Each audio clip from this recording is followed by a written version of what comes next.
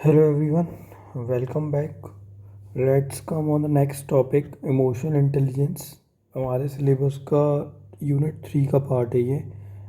MPPSC का और UPSC में एज इट इज़ टॉपिक लिखा हुआ है emotional intelligence concepts and their utilities and application in administration and public services. ठीक है, तो अपन पहले समझते हैं what is emotional intelligence. Okay, so emotional intelligence, इसको बहुत आसानी से समझना है. इमोशंस कहाँ होते हैं? हार्ट में होते हैं. ओके, और इंटेलिजेंस कहाँ होती है? मतलब ऑब्वियसली भी इंटेलिजेंस की जब बात आती है तो ब्रेन को सोचते हैं. ठीक है, तो emotional intelligence is something which is associated with brain plus heart. तो आप ऐसा समझ सकते हो कि emotional intelligence it is a type of intelligence ना. तो it is an skill, it is a skill और ability. First thing, it is an skill or ability to perceive मतलब आइडेंटिफाइंग है ना. टू परसीव, अंडरस्टैंड, ठीक है, manage and acknowledging us and others emotions, efficiently. ठीक है, emotions efficiently. तो अगर आप इसको समझने की कोशिश करोगे ना, तो इसको बोलते हैं PUMA. What is PUMA? Stand for perceiving, understanding, managing and acknowledging us and others emotions effectively, efficiently. So देखो, ये तो हुई डेफिनेशन. अब इसमें समझना है कि कैसे अस इमोशन, सबसे पहले परसीव कैसे करेंगे अपन इमोशंस को. तो देखो, when somebody has got ability, when somebody is or emotionally intelligent person uses brain and heart efficiently, और बोल सकते हैं फीलिंग्स और इंटेलिजेंस, जो इंटेलिजेंस क्वोशेंट होता है और फीलिंग्स होती हैं, उनको जब इफ़ेक्टिवली यूज़ करता है, वो कैसे आइडेंटिफिकेशन करता है इमोशंस का. तो वो ऐसे करता है कि उसका परसीविंग पावर बहुत अच्छा होता है, क्योंकि वो बॉडी लैंग्वेजेस, बॉडी रिस्पॉन्सेस को देख सकता है, आइडेंटिफाई कर सकता है. बॉडी मतलब the way you are speaking, जैसे आप कभी कभी सैड बात करते होगे अपनी मम्मा से, अपने फादर पापा से, तो वो आपको समझ जाते होंगे कि this person is suffering from something. Okay, फिर एक्यूरेट और इनएक्यूरेट के बीच में भी डिफ्रेंशिएशन करना. जैसे फॉर एग्जांपल, ये तो मतलब आप पर्सनल और प्रोफेशनल लाइफ दोनों में एक्सपीरियंस कर सकते हैं कि जब भी कोई भी चीज़ गलत हो रही होती है तो उस पर कब रिएक्ट करना है, ये भी तो एक कला होती है. व्हेन यू आर, देखो एक बहुत अच्छा कोट लिखा हुआ है नीचे, इसको समझो कि anybody can get angry. Okay, गुस्सा तो कोई भी हो सकता है, ऑब्वियसली मुंह फुला के कोई भी बैठ सकता है, that's easy. Okay, but but to be angry with the right time, with the right degree, at the right place, at for the right purpose, in the right way, is that is not everybody's power. Okay, that is not easy. ये किसने बोला? Aristotle ने. As it is quote frame कर देंगे UPSC या MPPSC के paper में, और 3 मार्कर में एमपीपीएससी में पूछ लेंगे किसने बोला है. तो याद रखना, अरिस्टोटल ने बोला है. अरिस्टोटल को जब अपन पढ़ेंगे ना, तो आप समझ जाओगे कि उसने क्यों बोला है ऐसा. तो वो बहुत ईजी है, इसको कोड कर सकते हो. इमोशनली इंटेलिजेंट जो पर्सन होते हैं, they know where to get angry, where to not. Okay, so anybody can get angry, that's easy.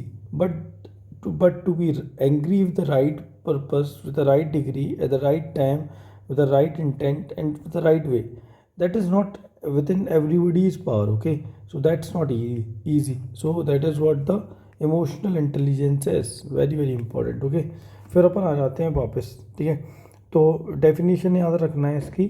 It is an ability और स्किल. ओके, एबिलिटी और स्किल टू, वही एबिलिटी और skill to perceive, understand, manage, acknowledge us and others emotions efficiently. Okay, efficiently, देखो ये हो गया. फिर evolution of EI. देखो इसको समझने के लिए ऐसे समझ लो कि एक था क्या. सबसे पहले इसको ऐसे समझो कि बिफोर 1988, 1980s के बिफोर, फिर आफ्टर 1980s, ठीक है। तो इधर पे एक अल्बर्ट बीनेट था। Albert Binet was a scientist, okay, but was a psycho scientist, है ना। तो उसने उसने कॉइन किया था आईक्यू। आप सुनते हो ना आईक्यू, आईक्यू लेवल, है ना। तो आईक्यू लेवल की जब बात करी जाएगी, IQ level is something which everybody of you are aware about. तो इंटेलिजेंस कोशेंट जो होता है, अल्बर्ट बीनेट बोलता था intelligence quotient will define the potential of success, okay.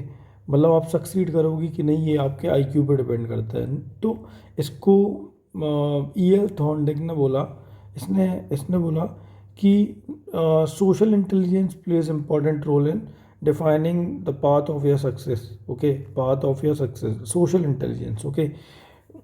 देखो, तो इधर पे बात हो गई है इंटेलिजेंस कोशेंट की, इधर पे बात हो गई है सोशल इंटेलिजेंस की। अभी सोशल इंटेलिजेंस है, फिर सोशल कोशेंट में क्या आएगा, सोशल स्किल्स आएंगी, social skills and social intelligence, okay. So social skills plus social intelligence, जब ये दोनों मिल जाते हैं तो इसको बोलते हैं सोशल कोशेंट, ठीक है। तो social skills plus social intelligence is equals to social quotient will define a path of the success is quoted by E.L. Thorndike। ये सब अपन को पता है आज, है ना।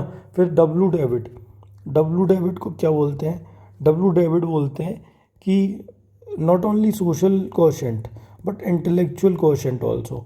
सो सोशल कोशेंट में इंटेलेक्चुअल कोशेंट मतलब अल्बर्ट बीनेट प्लस ई एल थॉर्नडिक, ठीक है। इन दोनों को मिला के बना दिया डब्लू डेविड ने अपना कॉन्सेप्ट, जिसको इसने बोला कि the social quotient plus intelligence quotient will define the path of your success. इसके बाद आते हैं अपने मतलब जो इम्पोर्टेंट अपन को पढ़ना है, तो याद रखना। देखो, अल्फ्रेड बीनेट और ई एल थॉर्नडिक मिलके बनाते हैं डब्लू डेविड, ओके। अब जो अपने मतलब इम्पोर्टेंट है 1980s के पहले जिन्होंने थ्योरी ऑफ मल्टीपल इंटेलिजेंस दी है, इनको बोलते हैं डमासियो। डमासियो proposed a theory called theory of multiple intelligence, theory of multiple intelligence। अब देखो, theory of multiple intelligence नाम ही है इसका, ओके। अभी ये बहुत इंपॉर्टेंट बन जाती है मेंस के हिसाब से, है ना। तो अपन ने पढ़ा कि जो अल्बर्ट बीनेट है उसने बोला आईक्यू के बारे में, ठीक है। ई एल थॉर्नडिक ने बोला एसक्यू के बारे में, ठीक है। और अपने जो डब्लू डेविड है उन्होंने एक और चीज़ के बारे में आगे बात कर दी, इंटेलेक्चुअल फैक्टर की बात कर दी उन्होंने। इंटेलेक्चुअल के बाद इमोशनल फैक्टर की बात किसने कर दी, गार्डनर ने, ओके। सो गार्डनर की जो, अच्छा इसमें थोड़ा सा कन्फ्यूजन हो गया, इधर डमासियो नहीं, इधर पे गार्डनर है, ठीक है। Gardner proposed theory of multiple intelligence, I am so sorry, है ना। तो गार्डनर ने जो थ्योरी ऑफ मल्टीपल इंटेलिजेंस दी उसमें उसने क्या किया, इमोशनल कोशेंट का पार्ट और ऐड कर दिया। तो बोले कि it is not only the intellectual quotient और social quotient which define the path of your success but emotional quotient plays a crucial role, okay. अभी इन्होंने सिर्फ इतना बोला गार्डनर ने बोला कि डिसीजन मेकिंग में जो अपने इमोशंस होते हैं they play very important role, okay, but they are insignificant. मतलब इनसिग्निफिकेंट है, रोल तो प्ले करते हैं but not significant role, okay. So theory of multiple intelligence किसने प्रपोज करी, अपने गार्डनर साहब ने। Very very important, okay. ये नाम थोड़ा सा याद रखना, मैं भी भूल जाता हूँ कभी कभी। गार्डनर ने क्या दिया, theory of multiple intelligence, okay, theory of multiple intelligence, okay. Multiple intelligence लिखा ही है उसमें ना, तो कौन कौन से इंटेलिजेंस आ जाएंगे, बहुत सारे आ जाएंगे, S Q plus I Q plus E Q, okay. So this is theory of multiple intelligence. अब कांत बोलते हैं कि emotions distract you from decision making, emotion distract you from decision making. तो अभी अपन देखते हैं व्हाट आर इमोशंस, ठीक है। मतलब इमोशंस पढ़ेंगे इसके बाद, ठीक है। व्हाट आर इमोशंस, कुछ नहीं है यार, समझो, सिंपल समझो। Emotions are the complex feelings, okay, complex feelings of bodily sensation, behavior and consciousness that reflect personal significance about things persons और ऑब्जेक्ट और इवेंट्स। ओके, तो वो अपन देखते हैं, that is very easy to understand. कभी कभी क्या होता है बेसिक चीज़ें नहीं समझ में आती, तो गार्डनर का हो गया। अब इसके बाद आफ्टर 1980s के बाद आते हैं इंपॉर्टेंट डमाशियो। ठीक है, अभी जो मैं आपको बार बार नाम ले रहा था, गलत जगह ले रहा था, अब सही जगह सुन लो, डमाशियो। ठीक है, तो डमाशियो क्या है? डमाशियो बहुत ही इम्पोर्टेंट साइको साइंटिस्ट है। इनको नोबेल प्राइज़ मिला है किस पे? इनको नोबेल प्राइज़ मिला है क्योंकि इन्होंने बोला कि जो इमोशंस है ना, that are the intrinsic part of decision making. Okay, तो उन्होंने बोला इमोशंस आर लीनियर कंसेप्ट। किसने बोला? डमाशियो। डमाशियो ने बोला emotions are the linear concept. अब देखो, जब इसने ही बोला है लीनियर कॉन्सेप्ट है इमोशंस, ठीक है, emotions are the linear concept, मतलब इमोशंस, डिसीजंस और actions, all three things are integrated. Okay, so actions and reactions in present and future are based on past emotions and experiences. देखो, emotions होते हैं ना, और जो एक्शंस होते हैं उनके अगेंस्ट जो रिएक्शंस होते हैं। और समझो एक बात, कुछ इमोशंस हैं, ठीक है, जैसे कोई इंसान बहुत इंपॉर्टेंट है, ठीक है, तो उसके अकॉर्डिंग आपके एक्शंस डिफाइन होंगे, ठीक है, और फिर उसी के अकॉर्डिंग आपके रिएक्शंस डिफाइन होंगे। ऑब्वियस, मतलब ये तो बट ऑब्वियस है ना। तो ये समझ लो कि Damasio proposed concept of emotions are the linear concept. Okay, so how emotions are the linear concept? Because emotions pave the path for decisions and decisions thus defines the course of actions. ठीक है, तो ये हो गया linear concept. ठीक है, तो emotions are the linear is a linear concept. Actions and reaction in the present and future as well as in past are based on your emotions and experiences of past। ठीक है, Damasio, Damasio बहुत important psycho scientist है because he got Nobel prize. Again अब मैं 5-6 बार बोल चुका हूँ कि he got Nobel prize, so he become very important, है ना। अब इसने एक चीज़ और बोला, इसने पहले तो बोला emotions are the emotion is a linear concept.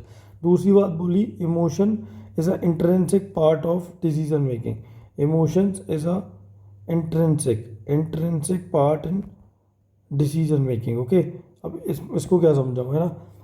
तो उसने अब इससे क्या समझ में आ रहा है कि emotions is a intrinsic part of decision making. Because उसका कहने का मतलब ये था कि it is wrong to think that only mind think. Okay, mind, दिमाग, जो बुद्धि है ना, अकेली ये सोच रही है, ये सोचना गलत है। Okay, so it is wrong to think that the mind thinks. ठीक है, द बॉडी और emotions have key role in decision making, so it is wrong to think that only mind matters, emotion make sense, without emotions nothing make sense. Okay, so that is very very important to understand. जिसने ये समझ लिया ना, उसको समझ में आएगा कि व्हाट डमाशियो वांट टू हाईलाइट। सो याद रखना, नोबेल प्राइज़ भी मिली है इमोशनल इंटेलिजेंस वाले इंसान को। ये MPPSC में ये पूछ लेंगे, who got Nobel prize for emotional intelligence. Okay, तो याद रखना, डमाशियो नाम लिखना पड़ेगा, DAMASIO। ओके, डमाशियो। तो ये अपन ने डेफिनेशन देख ली। ठीक है, अपन ने देख लिया एवोल्यूशन 1910 में, अल्बर्ट बीन 1920 में, EL थॉर्नडिक, फिर W David, H Gardner, theory of multiple intelligence. Okay, Damasio ने 1980 में ये सब दिया। अब देखो इमोशंस क्या होते हैं, अभी बताया। इमोशंस क्या है? Emotions are complex feeling. अब आपको समझ में आएगा, इमोशंस जो अपन के हार्ट और ब्रेन दोनों जगह से एमिनेट करते हैं। लोग बोलते हैं हार्ट से करते हैं, ऐसा नहीं होता है। हर जगह emotions are bodily sensations. Okay, they are the complex feeling, they are the complex feeling of bodily sensation. एक bodily sensation, behaviour and consciousness that reflect personal significance about things, object and events. अभी बोला था, अभी ये definition बताया था, इसको as it is याद करो, है ना। लेकिन एक चीज़ समझो कि कोई भी चीज़ जब आपके लिए इम्पोर्टेंट होती है तो आप उसको उस तरीके से करते हो। तो emotions will define the course of actions, अभी बात हुई है ना, will define the course of your decision making, and thus that decision making will ultimately leads to certain course of actions। ठीक है, तो emotions are complex feeling of bodily sensation, behavior, consciousness that reflect personal significance about things, object or events Basically there are two type of emotions, positive emotions and negative emotions. Very important to understand what is positive emotions. समझो, positive emotions are characterized by sense of well-being, pleasure और pleasantness भी बोल सकते हैं. Okay, pleasure जहाँ पे अच्छा अच्छा फील हो रहा है, जहाँ पे वेलनेस फील हो रही है. So it is basically a sense of well being which brings psychological resiliency. Okay, जैसे फॉर एग्जांपल ऑप्टिमिज्म, पॉजिटिव रह रहे हैं बहुत, आज फेल होते जा रहे हैं फिर भी स्टिल पॉजिटिव कि यार हो जाएगा मेरा, है ना. This sense of optimism is a positive emotion. Curiosity और इंटेंट कोई भी चीज़ में, जैसे फॉर एग्जांपल प्लांटेशन ड्राइव चला तो आप उसमें इंटेंट शो कर रहे हैं कि यार I want to plant more and more trees so that in future it can help in combating climate change. Okay, so optimism, curiosity और इंटेंट. देन इंस्पिरेशन, देखो मोटिवेशन अभी अपन पढ़ेंगे इसमें mobilisation motivation.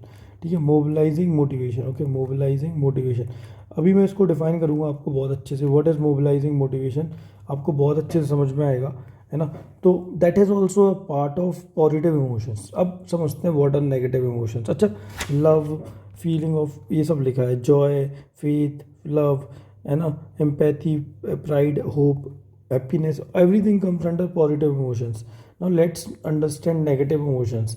So negative emotions are characterized by unpleasant experiences, reducing the sense of well-being as opposite of positive emotions. ठीक है, अब example क्या हो जाएंगे, जब फियर आता है, जब एट्रेड आता है, जब जेलसी आती है, जब अब फीलिंग ऑफ गिल्ट आता है ना. तो ये सारे फीलिंग्स जो होते हैं जो नेगेटिव एनर्जी, मतलब एनर्जी को ड्रेन करते हैं. तो सिंपल सी बात समझो, जो इमोशंस एनर्जी लेवल बढ़ाते हैं उनको पॉजिटिव इमोशंस बोलते हैं, और जो नेगेटिव एनर्जी को इंक्रीज करते हैं और पॉजिटिव एनर्जी को रिड्यूस करते हैं वो नेगेटिव इमोशंस हो गए.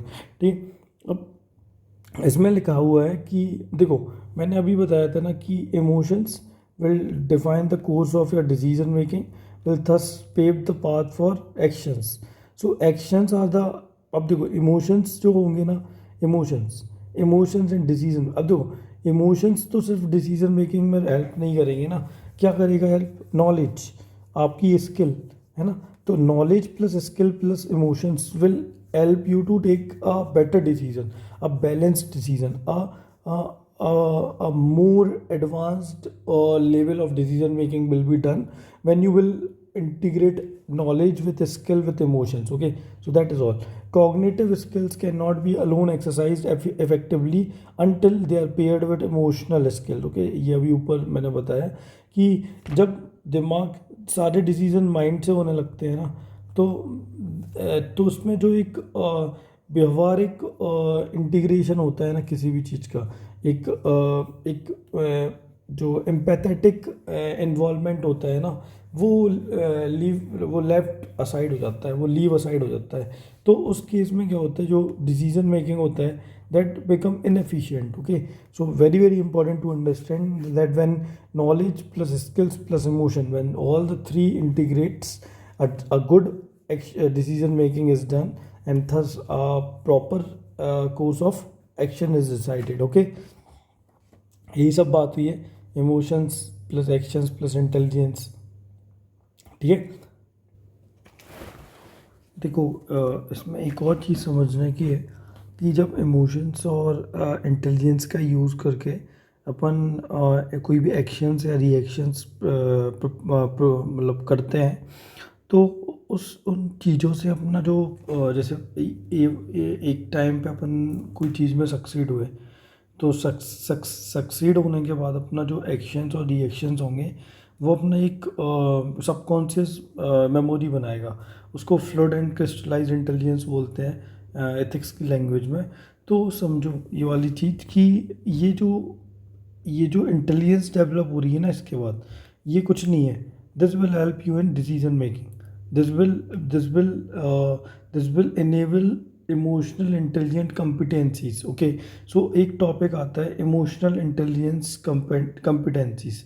जितना ज़्यादा आपने अपने आप को बाहरी मतलब आउटर वर्ल्ड से एक्सपोज किया होगा, उतने ज़्यादा आपकी इमोशनल इंटेलिजेंस की कम्पिटेंसीज हो जाएंगी. अगर कोई आपको प्रॉपर गाइड करने वाला है, अगर आपकी लाइफ में बेल विशर्स है, क्या होगा कि जब आप किसी चीज़ को करेंगे लाइफ में तो ज़रूरी नहीं है उसको सक्सीड कर पाएँ या फिर फेल, मतलब कुछ भी हो सकता है, फेलियर भी मिल सकती है, सक्सेस भी मिल सकती है। लेकिन उस फेलियर और सक्सेस के बाद आपने एक एक एक्सपीरियंस लर्न किया, उस एक्सपीरियंस गेन किया। जब आप वो एक्सपीरियंस गेन करते हैं तो that experience help you in future decision making, and that is nothing but that is what we call it emotional intelligence competencies और स्किल्स और talent for public services. Okay, और पर्सनल लाइफ और private life कुछ भी बोल सकते हैं, but ये टर्म याद रखो, इमोशनल इंटेलिजेंस कंपिटेंसीज।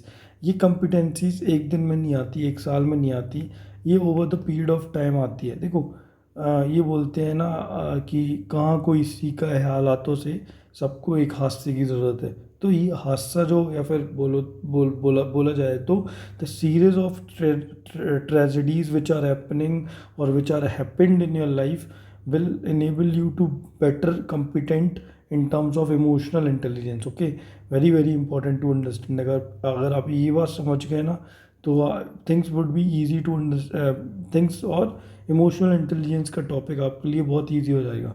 तो अब आते हैं EI कॉम्पिटेंसीज। देखो क्या होता है कि एक एक दिन का, जैसे एक साल आपने प्रिपरेशन करी और एक दिन का पेपर है, अभी उसमें फेलियर या तो सक्सीड कर सकते हो या तो फेल हो सकते हो, है ना। तो उससे क्या होता है, आपका सेल्फ कॉन्फिडेंस डेवलप होता है।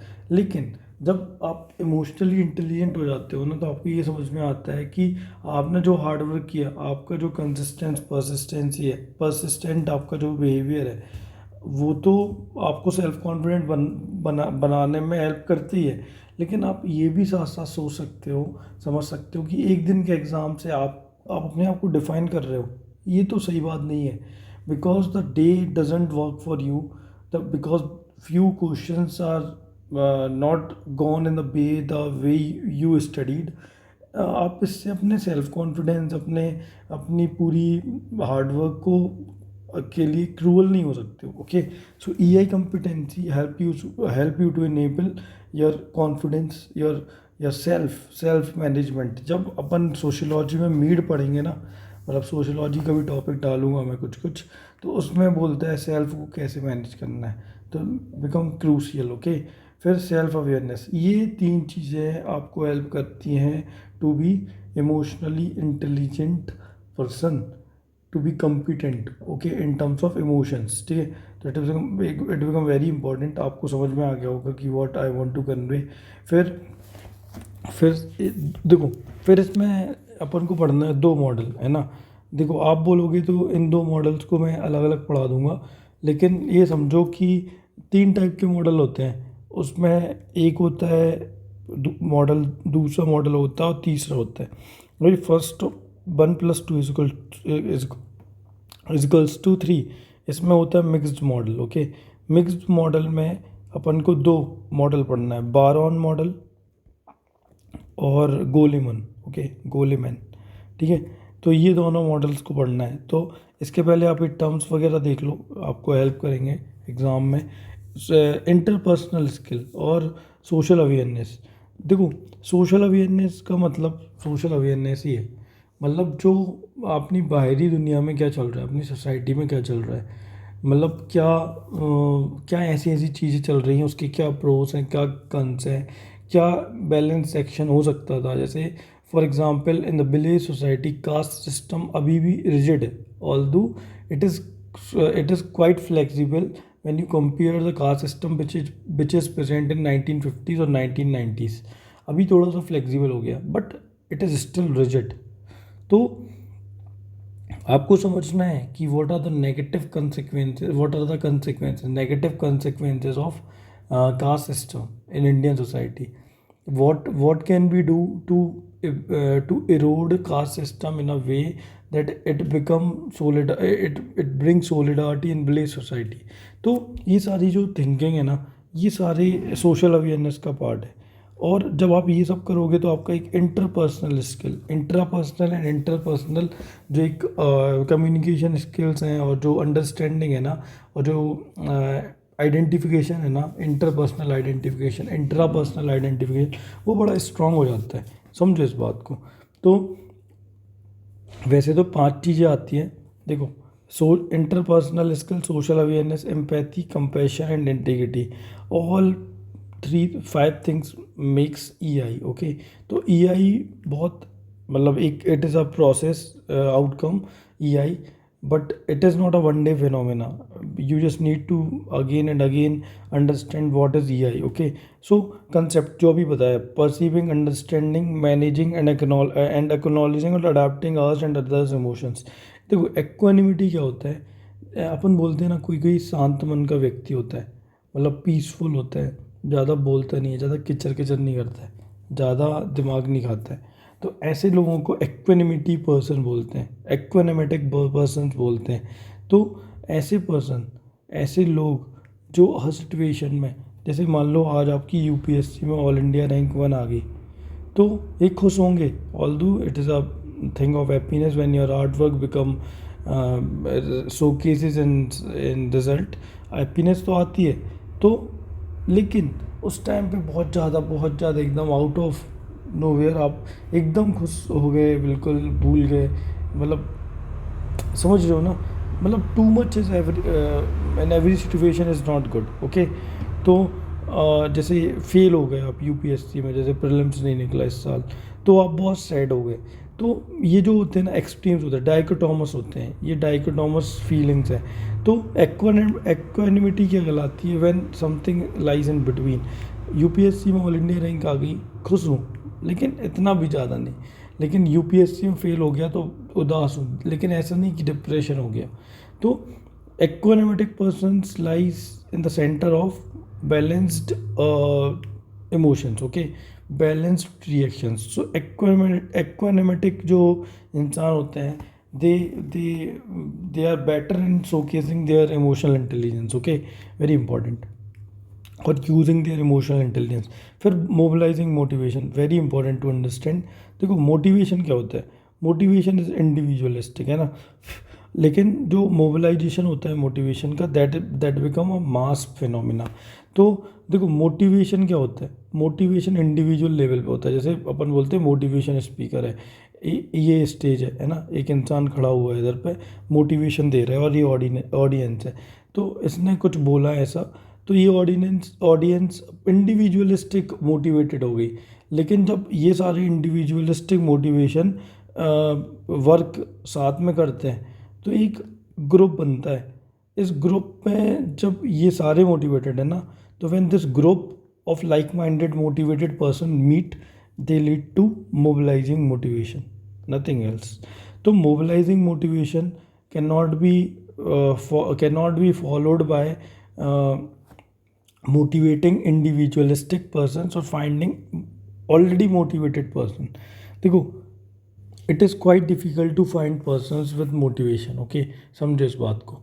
उनको मोटिवेट करोगे तो अपने अपने लेवल पे सब मोटिवेट होते हैं, लेकिन जब सारे जो मोटिवेटेड इंसान है ना, उनको एक ग्रुप में रख दोगे ना, तो they will do wonders, because उस केस में मोबिलाइजेशन मोटिवेशन का कंसेप्ट लग जाएगा। समझ रहे हो? फिर आ जाओ यूटिलिटी। देखो, व्हाट इज़ यूटिलिटी? देखो, कोई भी चीज़ की, मैंने फिर से लास्ट क्लास में भी बोला था कि कोई भी चीज़ की यूटिलिटी पब्लिक लाइफ में होगी, प्राइवेट लाइफ में होगी, और तीसरी होगी जो वर्क लाइफ बैलेंस की बात होगी, है ना, वर्क लाइफ बैलेंस की। तो इमोशनल इंटेलिजेंस का पर्सनल लाइफ में क्या यूज़ है? Work life balance. ओके, देखो, इन तीनों चीज़ों में यही यूज़ है इसका, self management, self awareness. Okay, self management, self awareness, mental strength, inner strength, मतलब बिल पावर की बात हुई है। देखो, इसमें सेल्फ मैनेजमेंट, देखो खुद को अगर आप मैनेज कर पा रहे हो, खुद के बारे में आप अवेयर हो, तो चीज़ें बहुत आसान हो जाएंगी आपके लिए, बहुत आसान हो जाएंगी। ओके, फिर mental strength, inner strength, bill power की बात हुई है ना। तो bill power, brain plus mind, है ना। Self management, brain plus mind. Brain art बोल रहा है कि गर्लफ्रेंड से मिलने, है ना, और ब्रेन बोल रहा है कि नहीं यार पढ़ लो यार, because future, because career is important. Heart बोल रहा है कि जब ये एक्सट्रीम चीज़ें होती है, जब हार्ट बोल रहा है कि गर्लफ्रेंड से मिल लो, माइंड बोल रहा है कि पढ़ाई कर लो, तो इन दोनों का combination is called as emotional intelligence. कि गर्लफ्रेंड को ऐसा पार्टनर बनाओ, ऐसा फ्रेंड बनाओ कि वो आपके साथ पढ़ाई करे। Okay, so both will construct your future along with both will develop understanding sort of understanding which will help you in further in future. Okay, और आपकी वर्क लाइफ बैलेंस भी बन के रहेगी। तो एक दो, तीसरी delaying self gratification, very very important. ये जो लिखा हुआ है ना, ये आप मुझे बताओगे कमेंट बॉक्स में कि ये क्या कहलाता है, छोटे से मतलब एक दो लाइन में। ओके, फिर एम्पैथी लास्ट क्लास में बताया है, और हैंडलिंग रिलेशनशिप, वही वर्क लाइफ बैलेंस की बात हो रही है इधर पे। फिर railways make EQ test mandatory for top post, अभी अभी हुआ है ये, 2022 में हुआ था, है ना, ऑफिशियल गैजेट आया था इसके लिए। तो उसमें ये अलग से लिखा हुआ था कि जो ग्रुप GDs होती हैं, ग्रुप डिस्कशंस होते हैं, जो मल्टीपल राउंड ऑफ इंटरव्यूज़ होते हैं, उन सबका वेटेज बढ़ाया जाएगा। तो इससे चेक किया जाएगा कि जो कैंडिडेट है वो इमोशनली कितना रिसिलेंट है। ठीक है, तो वेरी इंपॉर्टेंट। ठीक है, फिर इसके बाद दिस टेस्ट विल एवेल्यूट, तो ये एग्जांपल आप as a case study use कर सकते हो अपने मेंस के आंसर राइटिंग में। That will fetch you good marks. Okay, तो इम्पॉर्टेंट है। The test will evaluate officers on the basis of 5 parameters: self perception, self expression, interpersonal skill, decision making and self stress management. अभी अभी ये सब अपन ने discuss किया है। देखो, अब जो हमने तुमको मॉडल मतलब वेरियस टाइप ऑफ मॉडल बताया था 1 2 3, तो 1 + 2 = 3 because third one is a mixed model. तो ability model, traits model plus mixed model. तो एबिलिटी मॉडल क्या होता है, ट्रेड्स मॉडल क्या होता है, इन सबको नहीं जानना है ना। इन सबको जानने के लिए अपन एक फर्दर क्लास रखेंगे, क्योंकि एज सच आपको मॉडल एक्सक्लूसिवली नहीं दिया गया है सिलेबस में, लेकिन आपको ऊपर ऊपर से जानना है। There are 3 type of emotional intelligence वाले model: traits model, ability model, और and third one is mixed model. Important है mixed model, because mixed model में 2 अलग मॉडल आते हैं, बारॉन मॉडल, ठीक है, और गोलेमन। अपन देखते हैं। देखो, अभी अपन ने पढ़ा था प्यूमा, तो that is our ability model. और SWES मतलब सेल्फ अवेयरनेस, मतलब work life balance, empathy and S is stress management. all the four qualities will come under traits। देखो, self awareness is a trait, ठीक है, work life balance is a trait, empathy is a trait, okay, and as for stress management is a trait। okay, so that is what the ability model is Puma, traits model is SWES। दोनों में 4 qualities आती हैं, very important if you could understand this. फिर इसके बाद आते हैं mixed model, first आते हैं बारॉन मॉडल। तो बारॉन मॉडल में ये 5 चीज़ें आती हैं। देखो, सबसे पहले अपने लेवल पे बात करते हैं, ठीक है, अपने लेवल पे मतलब खुद का देखते हैं। तो सबसे पहले इंट्रापर्सनल स्किल्स कैसी है आपकी, फिर इंटरपर्सनल। देखो, पहले how you are going to manage your emotions, how you are going to manage your self, how you are going to perceive your self, how you are going to acknowledge और adapt your emotions in a way that those emotions could lead to wonders, how you can do it. मतलब जो खुद के level पे बात हो रही है, तो ये क्या हो जाएगा, इंट्रापर्सनल। ओके, अपने लेवल पे। फिर हम सेकंड पर्सन से कैसे डील कर रहे हैं emotionally, how we are managing how I am managing my terms with a person whom I am confronting with, whom I am talking to। So that is interpersonal skill। So intrapersonal plus interpersonal skills both combines to form the type of skill sets, the type of uh, uh, qualities which will help you to develop क्या, emotional intelligence। तो intrapersonal plus interpersonal, that will enable the sort of adaptability। okay, adaptability about situation, about emotions। okay, तो जब आप adaptive हो जाते हैं ना situations, जिस जगह पे आप रहो उस जगह पे आप ढल जाओ, तो आपको कौन नहीं मतलब अप्रिशिएट करेगा, सब करेंगे। तो that is a part of emotional intelligence. तो 3 चीज़ें होंगी बारन मॉडल में। देखो, आइज क्लोज करो और सुनो, intrapersonal, interpersonal, adaptability. Okay, then stress management, obviously that is very important. आप अपने देखो क्या होता है ना कि जो पॉजिटिव सर्कमस्टांसेस होते हैं ना, तो सब कोई अच्छा बिहेव करता है। बट जब नेगेटिव सर्कमस्टांसेस होते हैं, जब जब डिप्रेशन जैसी चीज़ें आती हैं, जब प्रेशर आता है, तब उस टाइम पे आप कैसे बिहेव कर रहे हो, तो आप उस बेसिस पे आप चमकोगे। Either you will come out of stars और either you will be fused. तो जैसे एम एस धोनी है, एम एस धोनी को अपन इधर पर समझ सकते हैं कि प्रेशर सिचुएशन, आप लोग अगर क्रिकेट लवर हैं तो आप समझो कि बांग्लादेश का सेमीफाइनल मैच था T20 वर्ल्ड कप 2017-18 का। उस टाइम पे बांग्लादेश को 2 रन्स चाहिए थे 3 बॉल्स पे, है ना। तो फर्स्ट आउट, सेकंड आउट और थर्ड बॉल पे धोनी ने रन आउट किया था। That run out will define the exactly how stress management plays important role in decision making. That decision making will involve positive outcome. Thus, stress management is very important part of emotional intelligence. If you can't manage your stress, you can't be emotionally intelligent, because आज के time में तो इतना pressure है, इतना workload है। How you are managing your work life balance, how you are managing your life partner, क्योंकि जिसकी बीवी है उसको वो जानता है कि how to bear that, okay. और जिसका हस्बैंड है वो बीवी जानती है कि how to bear that particular boy और हस्बैंड और man, okay. So stress management is very important. Then mood management, ये सब वही सब है, 2 बार लिख दिया है ना अलग अलग, तो इसको अलग से नहीं पढ़ेंगे, समझ लो इस चीज़ को कि stress management and mood management कैसे।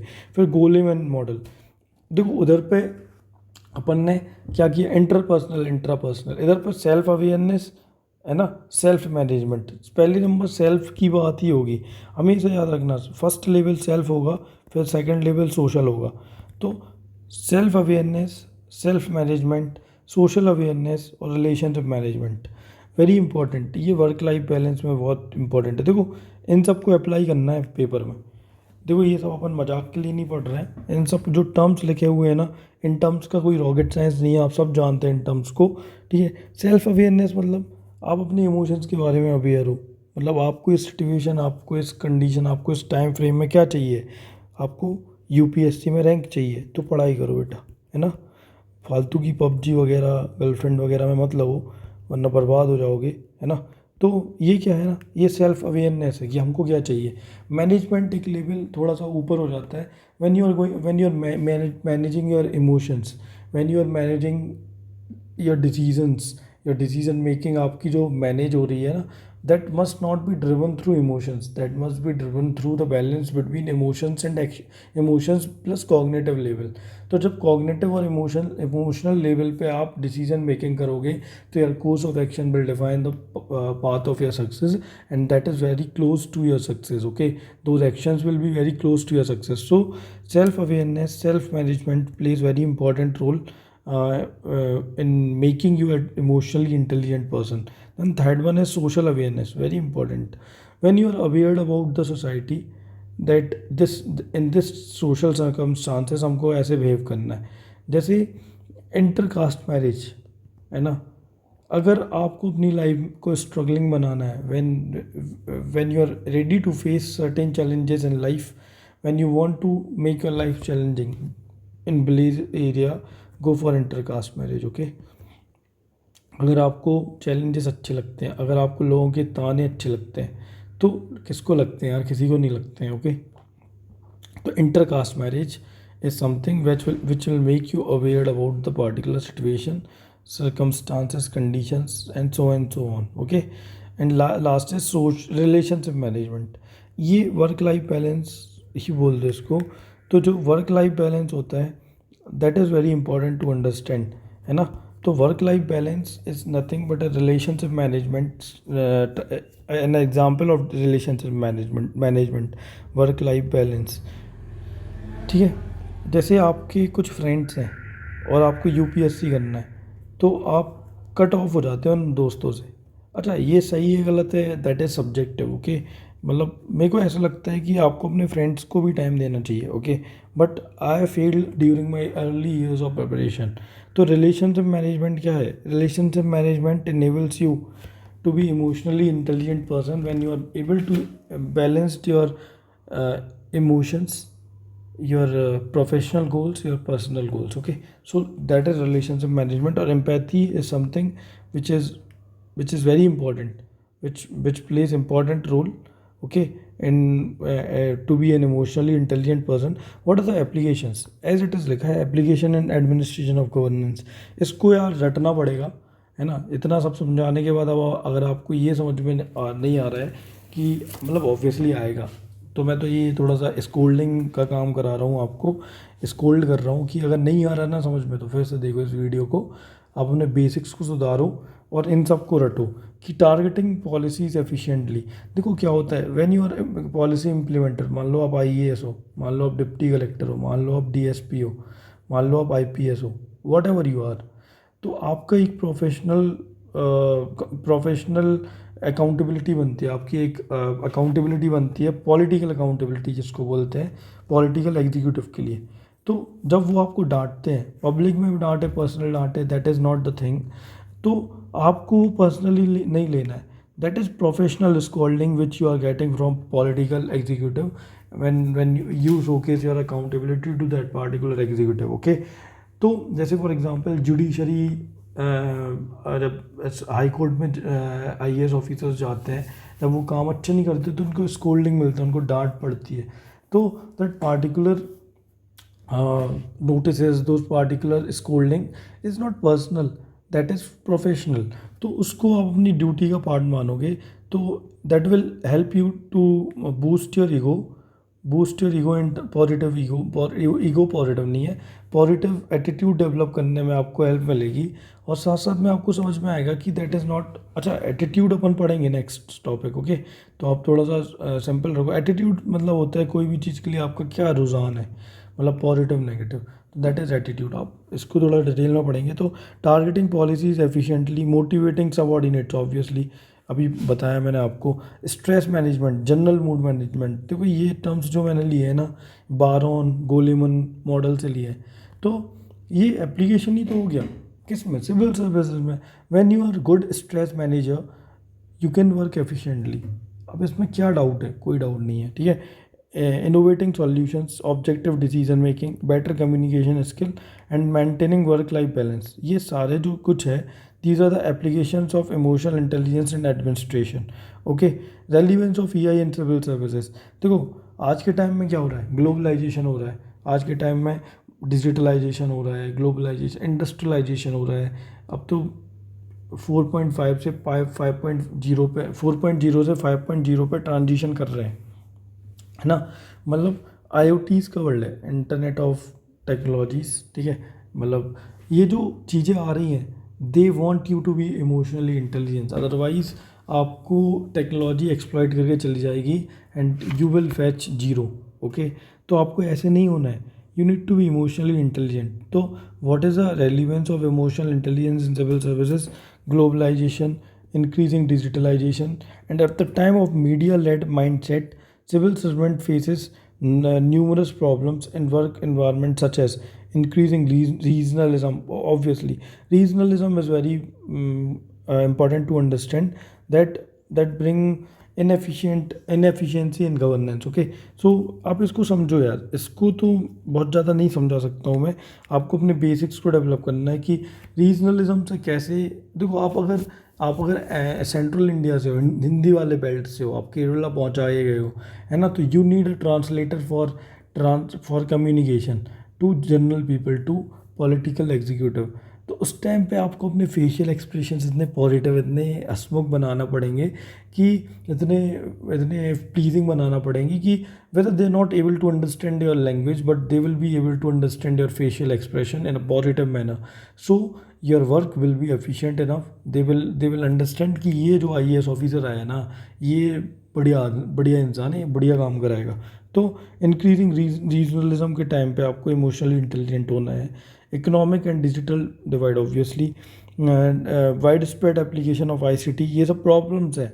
अगर इन सब चैलेंजेस को ओवरकम करना है तो आपको इमोशनली इंटेलिजेंट होना पड़ेगा, आपको अपना EQ का लेवल बढ़ाना पड़ेगा। डिमांड ऑफ इम्प्रूव, बिकॉज इस टाइम पे IQ उतना काम नहीं आएगा यार, इंटेलिजेंस आ गया IAS में एंटर करने के बाद नाउ।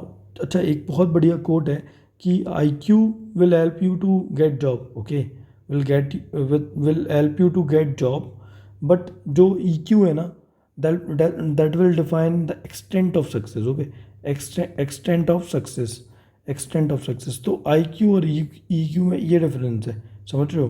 तो ये हो गया political balancing, climate change led challenges, issues of globalisation, migration and terrorism. तो ये सारा हो गया, ठीक है, ये सब हो गया। अब लास्ट में अपन को ये कोट समझना है जो कि अपन ऑलरेडी समझ गए हैं।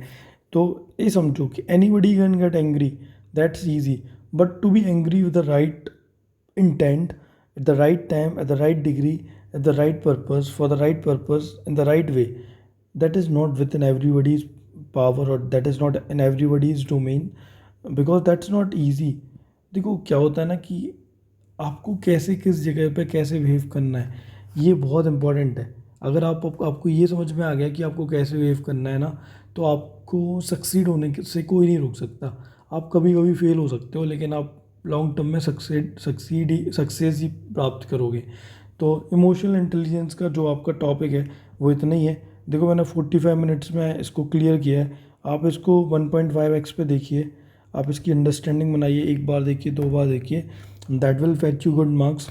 और नोट्स मैं दे दूंगा, but I will suggest you to make running notes, okay. मेरे पास 4-5 लोगों का कॉल आया, अननोन कॉल्स थे, बिकॉज मैंने अपना नंबर डाल के रखा है वीडियो के थंबनेल पे। तो उन्होंने कॉल किया, तो उन्होंने यही बोला कि can you provide notes. So I said कि नोट्स मैं दे दूंगा, बट वो नोट्स आपके कोई काम के नहीं होंगे। आप रनिंग नोट्स बनाओगे, आपकी अंडरस्टैंडिंग बढ़ेगी, फिर उनको शॉर्ट नोट्स में कन्वर्ट कर देना। So that is what all I want to say, और that is all about the topic. Thank you so much, stay tuned.